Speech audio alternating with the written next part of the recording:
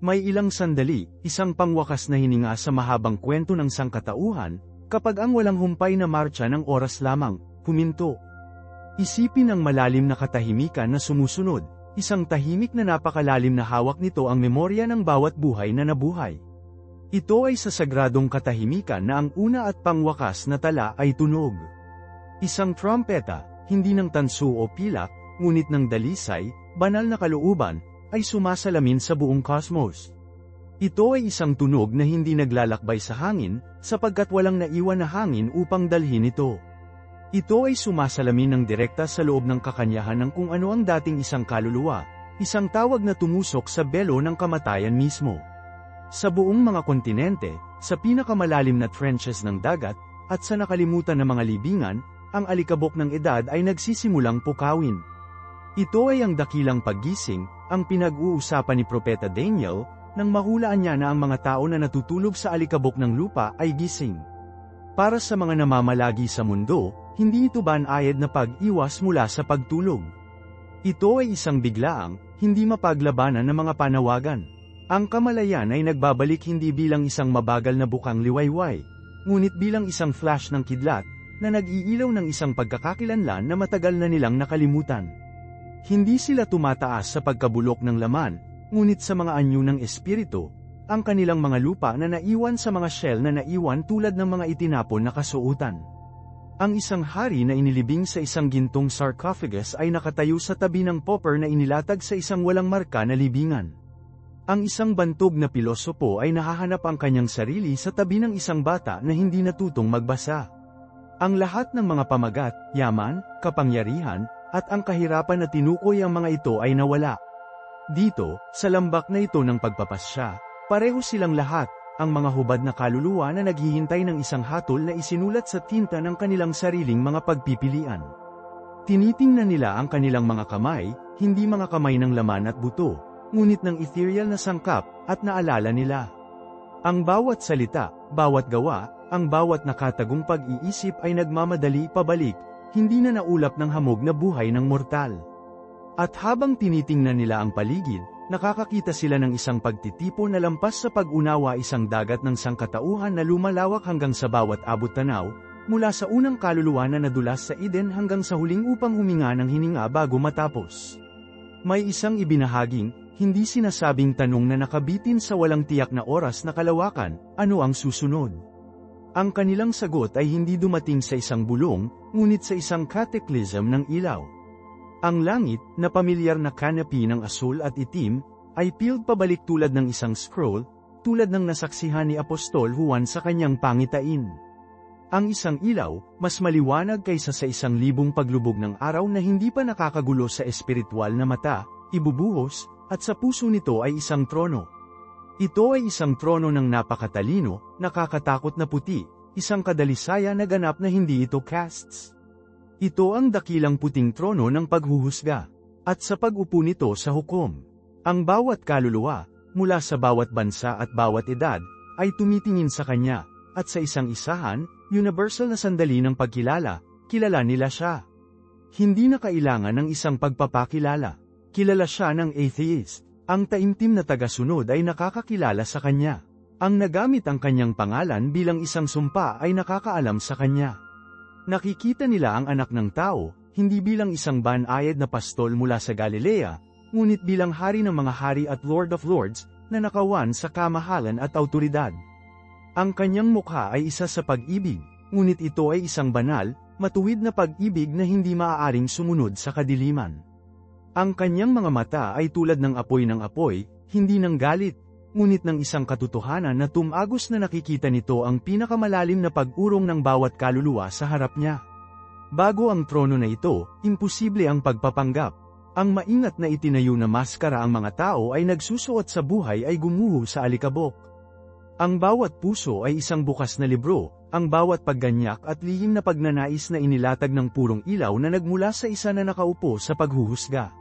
Ito ang sandali na hinuhulaan, ang araw na ang bawat tuhod ay yumuko at bawat dila ay aminin na si Hesukristo ay Panginoon. Para sa ilan, ang pagkilala na ito ay nagdudulot ng isang pag-agos ng maluwalhati, na punit na pag-asa. Para sa iba, Ito ay simula ng isang takot na hindi nila naisip na posible, ang nakakatakot na pagsasakatuparan na ang lahat ng kanilang binalaan tungkol sa ay totoo. Mula sa trono, ang isang tinig na tulad ng tunog ng mabilis na tubig ay nagsasalita, at nagsisimula ang paghatol. Hindi ito isang pagsubok na may mga argumento at panlaban, ang katibayan ay ang buhay ng bawat kaluluwa na nabuhay. Ang unang pagpapahayag ay para sa mga sinasadya at patuloy na tinanggihan ng ilaw na inaalok sa kanila. Ito ang mga hindi masigasig, ang mga taong, tulad ng sinasabi ng mga banal na kasulatan, mahal ang kadiliman sa halip na magaan dahil ang kanilang mga gawa ay masama. Pinili nila ang anino, at ngayon, ang anino na pinili nila ay naging kanilang walang hanggang katotohanan. Ang hatol ay idineklara, na sumasalamin sa mismong mga salitang nagsalita sa Ebanghelyo ni Mateo, "Umalis ka sa akin, ikaw na sinumpa, sa walang hanggang apoy." Mayroong isang mahusay at kakilakilabot na paghihiwalay ang mga kaluluwang iyon ay hinayla mula sa ilaw ng trono, hindi sa pamamagitan ng isang panlabas na puwersa, ngunit sa pamamagitan ng mismong kalikasan ng kanilang sariling espiritu, na hindi makatiis sa kabanalan ng hukom. Ang mga ito ay itinapon sa tinatawag ng Biblia na panlabas na kadiliman, isang lugar ng walang hanggang paghihiwalay mula sa mapagkukunan ng lahat ng buhay, lahat ng kagalakan, at lahat ng pag-ibig. Ito ay isang apoy, oo, ngunit hindi isang apoy na kumokonsumo at nagtatapos. Ito ay ang apoy ng walang humpay na panghihinayang, ng walang hanggang pagnanais na hindi maaaring matupad. Ito ang pagdurusa ng isang kaluluwa na nilikha para sa pakikisama sa Diyos, na mayroon na ngayon sa kanyang kumpleto at kabuuang kawalan. Ang isang kadiliman ay lumulunok sa kanila, at mula sa kailaliman ay tumataas ang tunog ng pag-iyak at ang pagngangalit ng mga ngipin ang walang hanggang sigaw ng kung ano ang maaaring mangyari, ang pangwakas, nakakabagabag na bunga ng isang buhay na ginugol na tumalikod sa isa na lumikha sa kanila. Binigyan sila ng isang pagpipilian sa pagitan ng dalawang mga landas, at ang kanilang pangwakas na patutunguhan ay hindi hihigit sa lugar na kanilang nilalakad patungo sa lahat. Ngunit pagkatapos, ang pokus ng mahusay na trono ay nagbabago.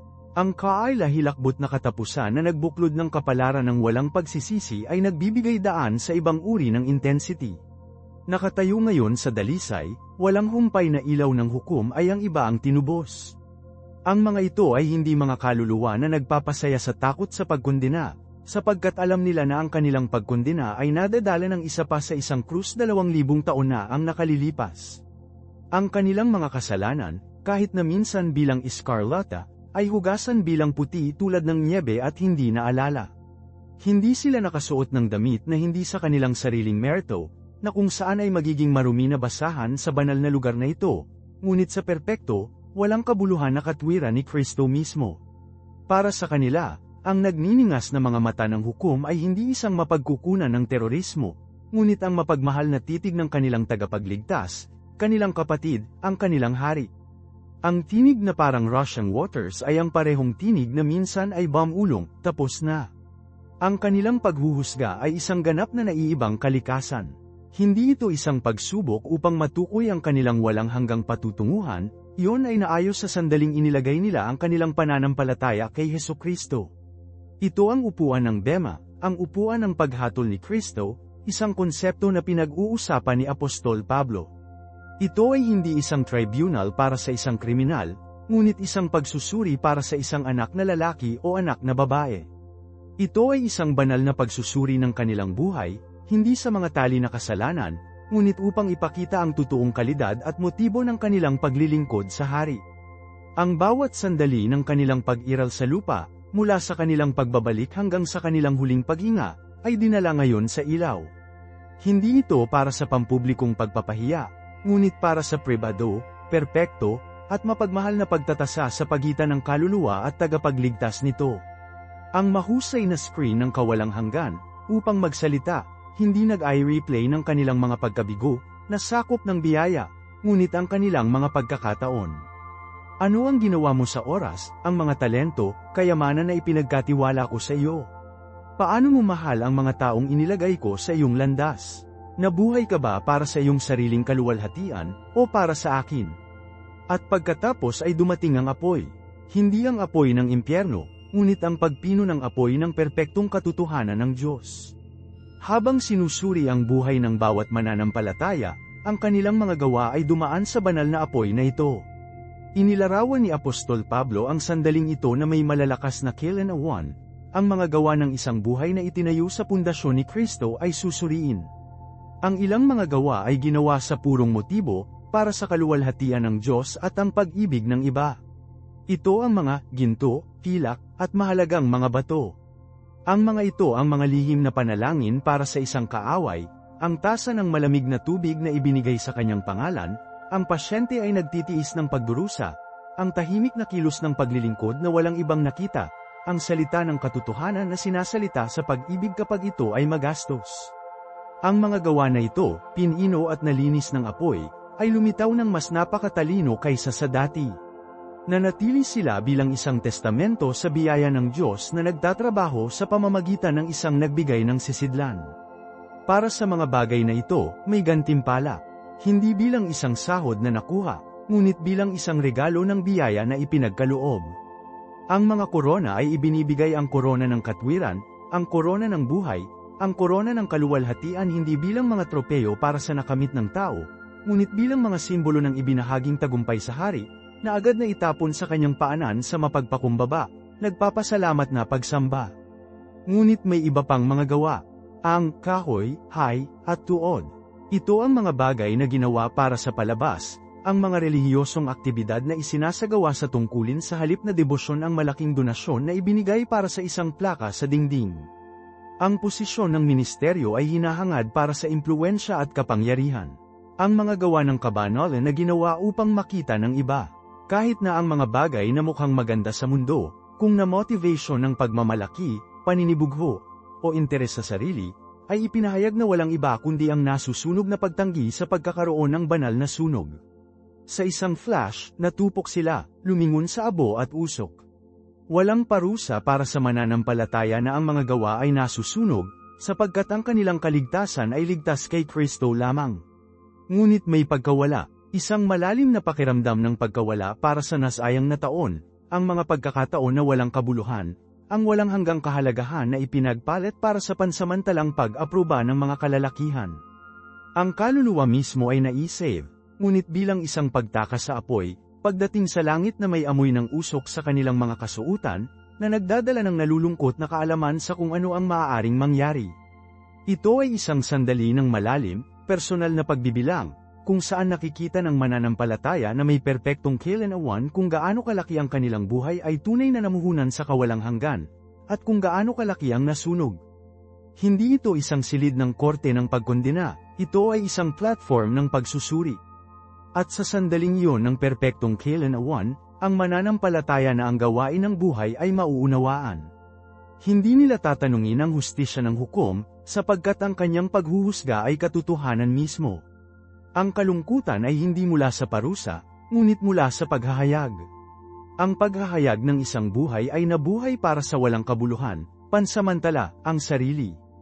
Isipin ang kalungkutan ng isang master craftsman na gumugol ng isang buhay na larawang inukit na masalimuot na mga eskultura mula sa mga bloke ng yelo, lamang upang makita silang matuno sa wala sa ilalim ng tanghali ng araw. Iyon ang pakiramdam, isang buhay na pagsisikap, ng pagiging abala, kung ano ang tinawag ng mundo ng tagumpay, na ipinahayag bilang lubos na lumilipas. Ang mga pagkakataon na mamuhunan sa walang hanggang kaluluwa, upang mabuo kasama ang mga hindi mahalagang materyales ng pag-ibig, kabaitan, at katotohanan, ay naroroon. Ngunit sila ay na-bypass sa pabor sa pagbuo ng isang reputasyon, isang imperyo, isang pamana na ang apoy ng kabanalan ng Diyos ay hindi mapapanatili sa isang segundo. At ano ang mga gantimpala sa kanilang sarili? Dapat nating mag-ingat na huwag isipin ang mga ito sa purong mga termino sa lupa, na parang ang langit ay ilang seremonya ng mga parangal na parangal kung saan nakakakuha tayo ng makintab na mga tropeyo na mag-polish para sa kawalang hanggan. Ang mga korona ay hindi tungkol sa katayuan.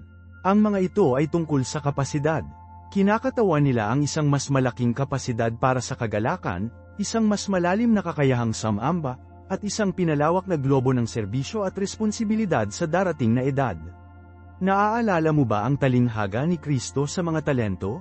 Ang mga tagapaglingkod na namuhunan ng maayos ay hindi binigyan ng bakasyon, binigyan sila ng higit na responsibilidad. Magaling, mabuti at tapat na lingkod. Naging tapat ka sa ilang mga bagay, ilalagay kita sa singil ng maraming bagay. Halika at ibahagi ang kaligayahan ng iyong Panginoon. Ang gantimpala para sa katapatan ay higit na matalik sa guro at higit na pakikilahok sa kanyang gawain. Sa makatuwid, ang pagkawala ng gantimpala ay isang pagkawala ng kapasidad. Ito ay upang ipasok ang kapunuan ng kagalakan, ngunit upang marahil mapagtanto ang iyong sisidlan na maglaman ng kagalakan ay mas maliit kaysa sa maaaring mangyari. Ito ay tatanggapin sa gawain ng kaharian, ngunit upang mapagtanto ang iyong papel ay hindi gaanong makabuluhan kaysa sa kung saan ikaw ay inihanda. Ito ay isang pagkawala na madarama hindi bilang isang patuloy na pagdadalamhati para sa lahat ng luha ay mapupuksa ngunit bilang tahimik, na ayos na katotohanan ng isang potensyal na hindi ganap na natanto para sa lahat ng kawalang hanggan. Ito ang dahilan kung bakit nanirahan si Apostol Paul na may tulad na nag-iisang pokus. Sinabi niya, pinipilit ko ang layunin na manalo ng premyo na tinawag ako ng Diyos sa paitaas kay Kristo Jesus. Hindi niya sinusubukan na kumita ng kanyang kaligtasan. Siya ay nagsusumikap na hawakan ang buhay ng muling pagkabuhay at walang hanggang layunin na kung saan hinawakan siya ni Kristo. Tiningnan niya ang kanyang buhay bilang isang paligsahan sa atleta, isang karera na tatakbo kasama ang disiplina at pagbabata. Dinidisiplina niya ang kanyang katawan, ang kanyang mga hangarin, ang kanyang mga ambisyon, na dinala silang lahat, hindi dahil sa takot sa impyerno, ngunit sa gayon pagkatapos na siya ay nangaral sa iba, siya mismo ay hindi kwalipikado para sa premyo. Naunawaan niya na araw-araw ay isang araw ng pagsasanay. Ang bawat pagpipilian, bawat pag-iisip, ang bawat salita ay alinman sa pagbuo ng ginto at pilak o mayhay at tuod. Ito ay alinman sa pagdaragdag ng walang hanggang timbang sa kanyang pagkatao o ito ay walang laman na mga calorie, na susunog ng walang pangmatagalang epekto. Isaalang-alang ang nakatagong kalikasan ng kung ano ang tunay na tumatagal. Pinalakpakan ng mundo ang grand, ang nakikita, kamanghamanghang. Ngunit ang ekonomiya ng Diyos ay madalas na pinahahalagahan ang kabaligtaran. Ang ginto, pilak, at mahalagang bato, ay hinuhulaan sa hindi nakikitang hurno ng puso ng tao. Ito ang lihim na panalangin na binigkas mo para sa isang kasamahan na nagkamali sa iyo, isang panalangin na walang ibang naririnig. Ito ay ang desisyon na magpatawad kapag ang bawat hibla ng iyong sinigawan para sa paghihiganti.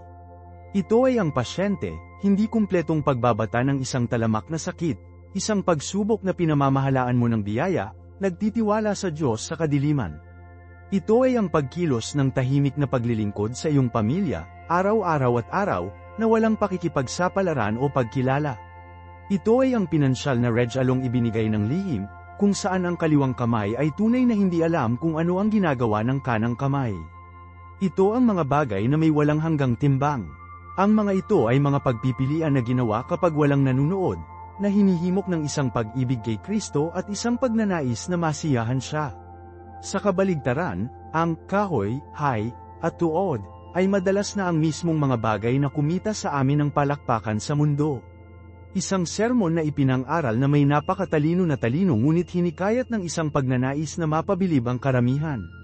Ang isang ministeryo na itinayo ng walang pagod na pagsisikap, ngunit na fueled ng personal na ambisyon at isang pangangailangan para sa kontrol. Ang mga bagay na ito ay maaaring magmukhang isang mahusay na kagubatan ng tagumpay mula sa isang pananaw ng tao, ngunit sa ilaw ng kawalang hanggan, sila ay walang anuman kundi isang tumpok ng tuyong pag-aalsa na naghihintay ng siga. Ang apoy ng araw na iyon ay hindi isang parusa na apoy, hindi bababa sa hindi para sa mananampalataya na ang mga kasalanan ay nasasakop na ng dugo ni Kristo. Ito ay isang nagbubunyag na apoy. Isang apoy ng refiner. Masusunog nito ang lahat ng nagawa para sa sarili, lahat ng pansamantala, lahat ng itinayo sa nanginginig na pundasyon ng pagmamalaki ng tao. At ano ang may iwan? Tanging ang kung saan ay walang hanggan na sangkap. Tanging ang nag-uudyok ng dalisay na pag-ibig sa Diyos at para sa iba. Isipin ang isang buhay na galit na aktibidad, ng pagbuo ng isang napakalaking, kahanga-hangang hitsura ng istruktura sa labas ng hayat stick. Maaaring humanga ito sa lahat ng dumaan. Maaaring nanalo ito ng mga parangal at accolade. Ngunit pagdating ng apoy, natupok ito sa isang iglap, nag-iiwan lamang ng isang usok at isang tumpok ng abo. Ang tagabuo ay naisave, oo, ngunit bilang isang pagtakas lamang sa apoy. Pumasok siya sa kawalang hanggan na may amoy ng usok sa kanyang mga damit, na walang ipakita para sa buhay na ibinigay sa kanya. Ito ay isang malungkot na pag-iisip, at dapat ito. Ito ay dapat na maging sanhi sa amin na ipos at suriin ang aming sariling mga puso na may walang awa na katapatan. Bakit ko ginagawa ang ginagawa ko? Kapag naglilingkod ako sa simbahan, makikita ba at pinahahalagahan, o ito ba ay isang nakatagong gawa ng pagsamba sa aking hari? Kapag nagbigay ako, lihim ba akong umaasa para sa pagkilala, o ang nag-iisang pagnanais kong isulong ang kaharian ng Diyos at pagpalain ng iba? Kapag pinag-uusapan ko ang tungkol sa aking pananampalataya, ito ba ay upang manalo ng isang argumento at lumilitaw na may kaalaman, o wala ba ito sa isang tunay, pusong pag-ibig sa taong kausap ko? Ang linya sa pagitan ng dalisay at halo-halong mga motibo ay maaaring hindi kapani-pani walang pagmultahin, at ang aming mga puso ay mga eksperto sa panlilinlang sa sarili. Maaari nating bihisan ang ating ambisyon sa mga damit ng ministeryo. Maaari nating tawagan ang ating pagnanais na kontrolin ang malakas na pamumuno. Maaari nating bigyang katwiran ang ating pangangailangan para sa pag-aproba bilang isang pagnanais na maging isang mabuting saksi. Ito ang dahilan kung bakit dapat nating patuloy na dalhin ang ating mga puso sa harap ng Panginoon at tanungin siya, tulad ng salmista, maghanap sa akin, O Diyos, at makilala ang aking puso, subukan mo ako at malaman ang aking nababalisa na mga saloobin. Tingnan kung mayroong anumang nakakasakit na paraan sa akin, at akayin ako sa paraan na walang hanggan. Hindi ito isang beses na panalangin, ito ang pang-araw-araw na gawain ng isang kaluluwa na nakatuon sa pagbuo ng mga walang hanggang materyales. Isipin ang talinghaga na sinabi ni Jesus tungkol sa mga talento. Ipinagkatiwala ng guro ang kanyang pag-aari sa kanyang mga lingkod habang wala siya. Sa isa ay nagbibigay siya ng 5 talento, sa isa pang 2, at sa isa pa, bawat isa ayon sa kanyang kakayahan. Ang unang 2 tagapaglingkod ay agad na naglagay ng pera upang gumana at doble ito. Ang pangatlo, gayunpaman, kumikilos dahil sa takot at isang skewed na pangunawa sa karakter ng master, naghuhukay ng isang butas at inilibing ang kanyang talento. Kapag bumalik ang master para sa accounting, ang unang 2 ay pinuri. Pansinin ang gantimpala, hindi lamang ito isang patong sa likuran. Sinabi ng guro, magaling, mabuti at tapat na lingkod. Naging tapat ka sa ilang mga bagay, ilalagay kita sa singil ng maraming bagay. Halika at ibahagi ang kaligayahan ng iyong Panginoon. Ang gantimpala para sa tapat na pangangasiwa sa buhay na ito ay higit na katiwala at mas malalim na pagpapalagayang loob sa master sa susunod. Ang gantimpala ay higit sa kanya. Ngunit ang pangatlong lingkod, na walang ginawa sa kung ano ang ibinigay sa kanya, ay kahit na ang isang talento ay inalis. Ang kanyang kawalan ng pag-asa ay isang direktang resulta ng kanyang puso. Nakita niya ang Panginoon bilang isang mahirap na tao, at sa gayon ay kumilos siya dahil sa takot, hindi pag-ibig. Inalagaan niya ang kanyang buhay, upang magsalita, ngunit nawala ito. Itinuturo sa atin na ang Diyos ay hindi naghahanap ng pantay na mga resulta, ngunit para sa pantay na katapatan. Alam niya mismo kung ano ang ibinigay niya sa iyo ang iyong tiyak na pagkatao, iyong mga mapagkukunan, iyong mga pagkakataon, iyong mga limitasyon. Ang alipin na may 2 talento ay hindi sinaway dahil sa hindi pagtupad na gumawa ng 5. Pinuri siya dahil sa pagiging tapat sa 2 na mayroon siya. Ang tanong sa araw na yun ay hindi magiging, bakit hindi ka mas katulad ni Billy Graham o Ina Teresa? Ang tanong ay, ano ang ginawa mo sa ibinigay ko sa iyo ? Ano ang ginawa mo sa iyong natatanging pag-iisip, ang iyong tukoy na bilog ng impluwensya, ang iyong isa at lamang na buhay? Ang paglibing ng iyong talento kung ito ay isang regalo para sa mabuting pakikitungo, isang knack para sa paghihikayat, isang kasanayan sa negosyo, o ang simpleng kakayahang manalangin para sa iyong mga kapitbahay ay hindi isang neutral na kilos. Ito ay isang pagkabigo na mamuhunan sa kaharian kung ano ang ipinagkatiwala sa iyo ng hari. Ito ay tinatreto ang sagradong tiwala ng iyong buhay bilang isang bagay na karaniwan, isang bagay na mapangalagaan lamang sa halip na dumami para sa kanyang kaluwalhatian. At ito ay kung saan ang pagkakatulad ng gusali ni Apostol Paul sa isang mga taga-Korinto ay naging praktikal na praktikal. Sinabi niya na ang ating buhay ay tulad ng isang gusali na itinayo sa pundasyon ni Hesukristo. Ang pundasyong yun ay ang lahat, kung wala ito, wala nang mahalaga. Ngunit sa ligtas na pundasyong yun, lahat tayo ay nagtatayo.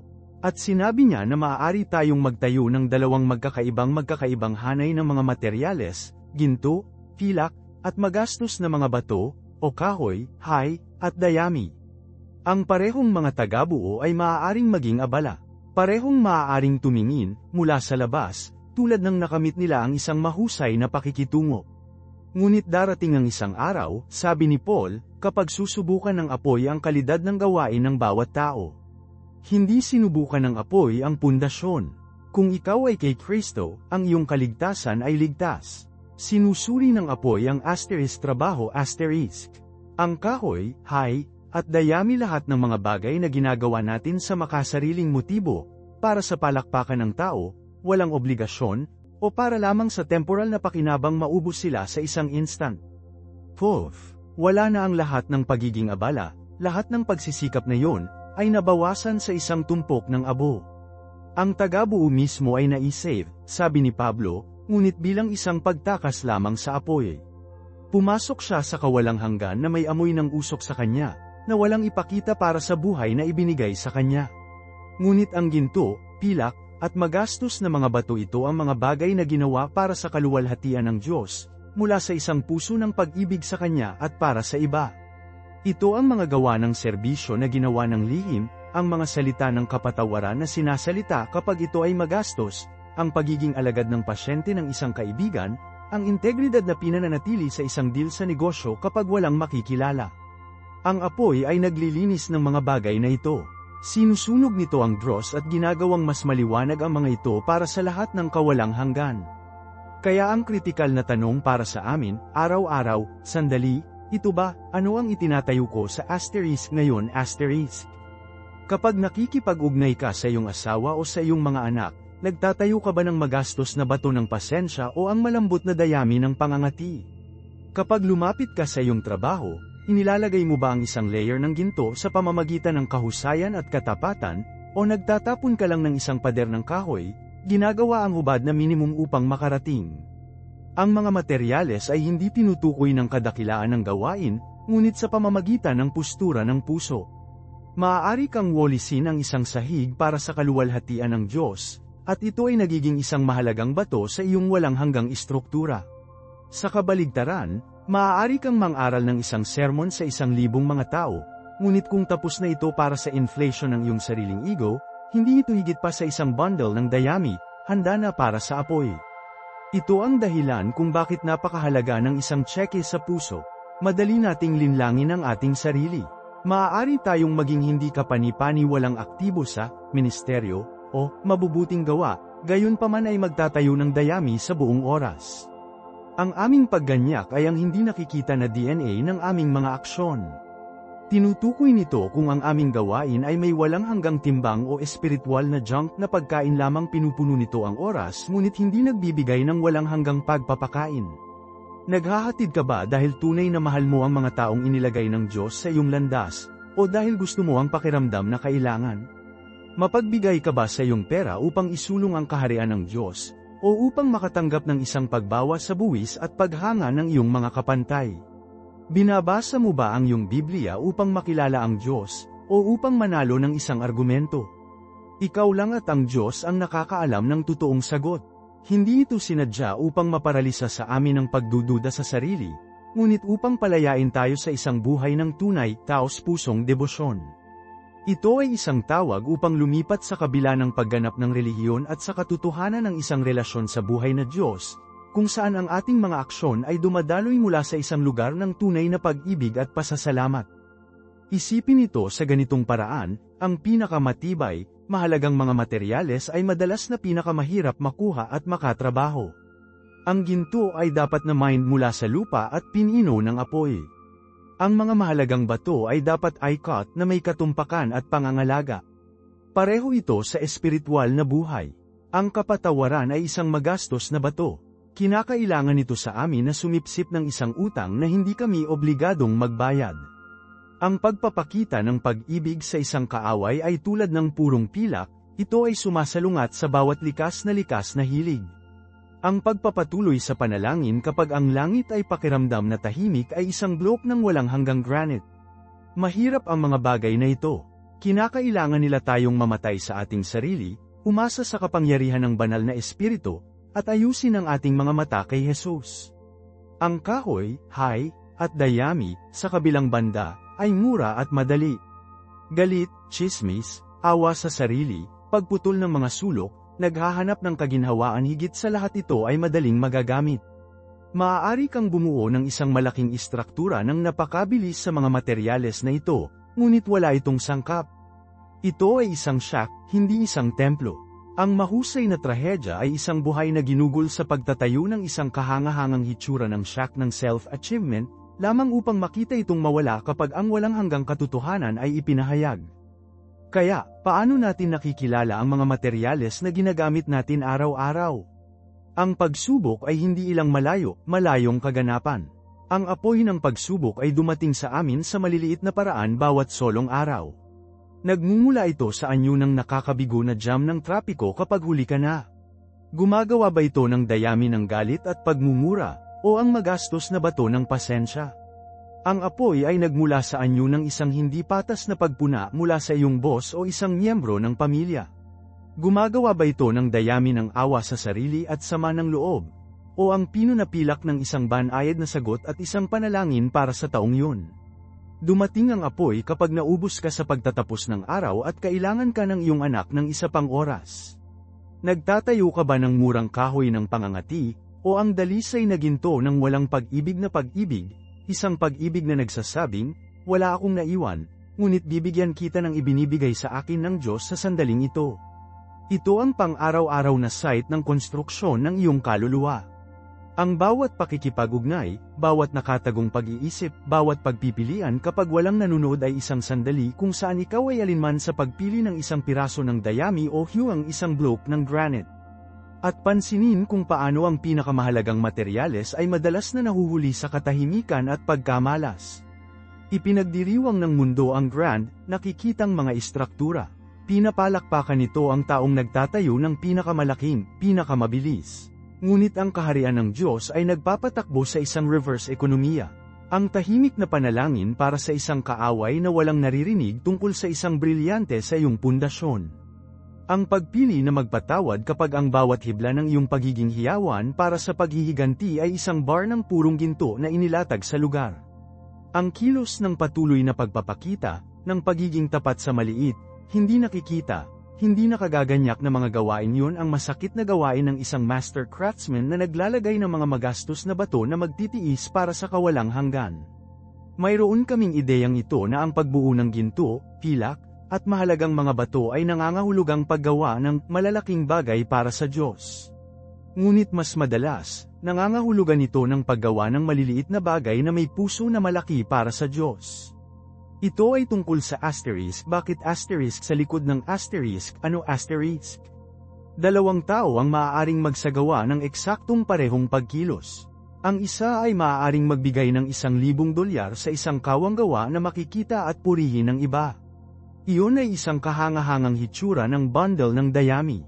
Ang isa pang tao, isang nag-iisang ina na may napakaliit, ay maaaring madulas ng $20 sa plate ng koleksyon na may tahimik na panalangin ng pasasalamat, nagtitiwala sa Diyos sa mga pangangailangan ng kanyang pamilya. Ang maliit na kilos na iyon, na hindi nakikita sa mundo, ay isang solidong gintong barya sa kaba ng langit. Hindi timbangin ng Diyos ang regalo, tinitimbang niya ang puso ng tagabigay. Hindi niya sinusukat ang laki ng istruktura, ngunit ang sangkap ng mga materyales. Dito tayo dapat maging matapat sa ating sarili. Ano ang nagtutulak sa iyo? Ito ba ay isang malalim, matatag na pag-ibig para kay Jesus at isang pagnanais na makita ang kanyang pagkatao na nabuo sa iyo at ipinahayag sa pamamagitan mo? O ito ay isang banayad, hindi mapaniniwalaan na pagnanais para sa pag-aproba, para sa kabuluhan, para sa kontrol? Nagtatayo ka ba para sa isang madla ng isa, o para sa paglilipat ng mga opinyon ng karamihan? Ang karamihan ng tao ay palaging magsaya para sa kahoy, hay, at dayami dahil ito ay kahanga-hanga, mabilis ito, at mukhang tagumpay. Ngunit hinahanap ng Diyos ang mga nakatagong bagay. Nakikita niya ang motibo sa likod ng ministeryo. Nakikita niya ang panalangin sa likod ng pagganap. Nakikita niya ang sakripisyo sa likod ng ngiti. At siya ang nagbibigay ng mga materyales. Hindi ka makagawa ng espiritual na ginto sa pamamagitan ng pagsisikap ng tao. Hindi mo lamang kayang maging mas matyaga o mapagmahal.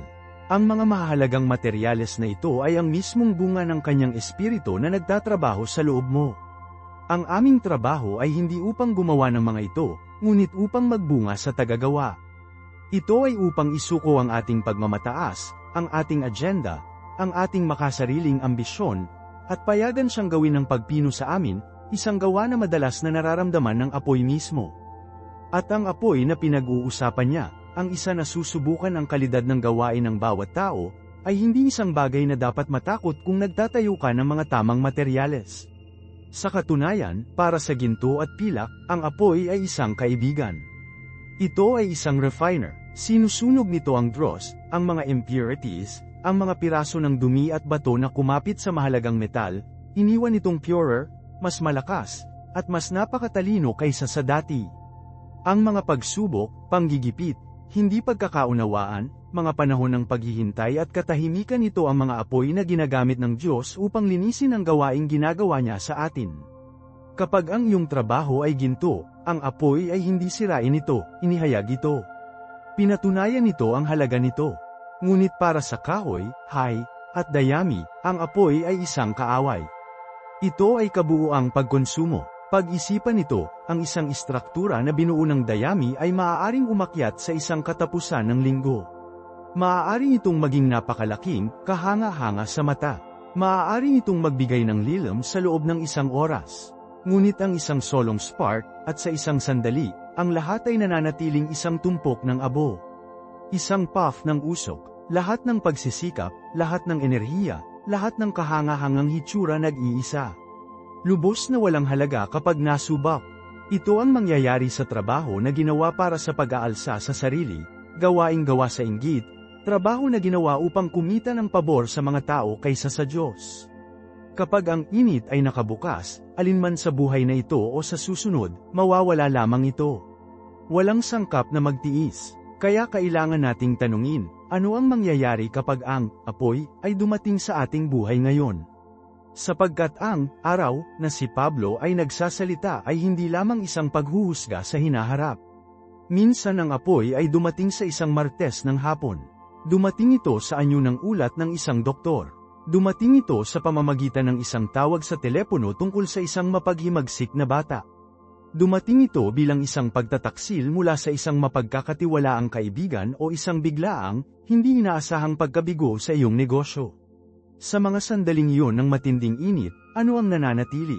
Ang iyong buong istruktura ng pagkakakilanlan at pag-asa ay lumiliko kay Ash dahil ito ay itinayo sa isang perpektong pamilya, isang matagumpay na karera, o isang walang kamali-mali na reputasyon. O, sa gitna ng apoy, may iba pa bang lumitaw? Isang malalim, hindi matitinag na kapayapaan na walang pakiramdam ng tao. Isang nababanat na kagalakan na nakaligtas sa kalungkutan. Isang pag-ibig sa Diyos na tumindi, sa halip na mabawasan, sa pamamagitan ng sakit. Iyon ang ginto na ipinahayag. Iyon ang patunay na nagtatayo ka ng mga materyales na ibinigay niya, sa pundasyong inilatag niya. Ito ang dahilan kung bakit hindi natin kayang maging espiritual na mga hoarder ng murang mga materyales. Nakatutokso na mangolekta ng kahoy ng pampublikong papuri, ang dayami ng mga kahangahangang istatistika, at ang dayami ng abala, ngunit walang puso, aktibidad sa relihiyon. Ginagawang ligtas tayo, ginagawang matagumpay tayo sa mata ng simbahan at sa mundo. Maaari kaming bumuo ng isang napakalaking, napakakahangahangang kamalig na may mga materyales na ito. Samantala, ang iyong kapitbahay ay tahimik, masakit, naghuhukay para sa ginto. Ito ay mabagal na trabaho. Ito ay maputik. Karamihan sa mga araw, kakaunti silang maipakita para dito isang maliit, mabigat na nugget ng pasensya na natutunan, isang pilak na barya ng kapatawaran na inaalok, isang mahalagang bato ng integridad na pinananatili kapag walang naghahanap. Mula sa labas, ang kanilang istruktura ay mukhang maliit, hindi gaanong mahalaga, marahil kahit na hanggal kumpara sa iyong higanteng kamalig. Ngunit dapat nating tandaan, darating ang inspector, at nagdadala siya ng apoy. Ang mahusay na panlilinlang ay upang maniwala na ang ating pagsisikap ay kung ano ang mahalaga sa materyal. Sa palagay namin, kung masipag lang ako, magdasal ng mas mahaba, maglingkod ng higit pa, maaari kong gawing ginto ang aking dayami. Ngunit hindi ito gumana sa ganoong paraan. Hindi ka maaaring maging dayami sa ginto sa pamamagitan ng pagsubok ng mas mahirap. Maaari mo lamang palitan ang iyong dayami para sa kanyang ginto. Ito ay isang transaksyon ng pagsuko. Binigyan mo siya ng iyong ambisyon, binibigyan ka niya ng kanyang layunin. Bibigyan mo siya ng iyong pangangailangan para sa pag-aproba, binibigyan ka niya ng kanyang walang kondisyon na pagtanggap. Binigyan mo siya ng iyong makasarili, malutong na pagmamataas, binibigyan ka niya ng kanyang malakas, mapagpakumbabang pag-ibig. Ito ang mahusay na pagpapalitan ng ebanghelyo, nilalaro hindi lamang sa kaligtasan, ngunit sa bawat solong araw sa buhay ng isang mananampalataya na seryoso sa pagbuo ng isang bagay na tatagal. Ito ay ang sandali by moment na pagpipilian upang talikuran ang aming murang, nasusunog na mga materyales at hilingin sa Kanya. Kaya ang pagpipilian ay atin, bawat solong araw, patuloy ba nating tinitipon ang nasusunog na dayami ng pagsalig sa sarili, o ginagawa ba natin ang sagradong pagpapalitan ng Kanyang ginto? Gusto kong marinig mula sa iyo sa mga komento sa ibaba, ano ang isang piraso ng dayami, sa palagay mo hinihiling sa iyo ng Diyos na palitan ang kanyang ginto, sa linggong ito? Kung hinamon ka ng mensaheng ito na magtayo ng mas mahusay na mga materyales, siguraduhing mag-subscribe ka at i-click ang bell ng abiso upang hindi mo makaligtaan ang aming susunod na pag-uusap, at nag-link ako ng isang video dito na makakatulong sa iyo na gawin ang susunod na hakbang sa prosesong ito. Hanggang sa pagkatapos, panatilihing matalino ang pagbuo. Ito si Marco, nag-sign off.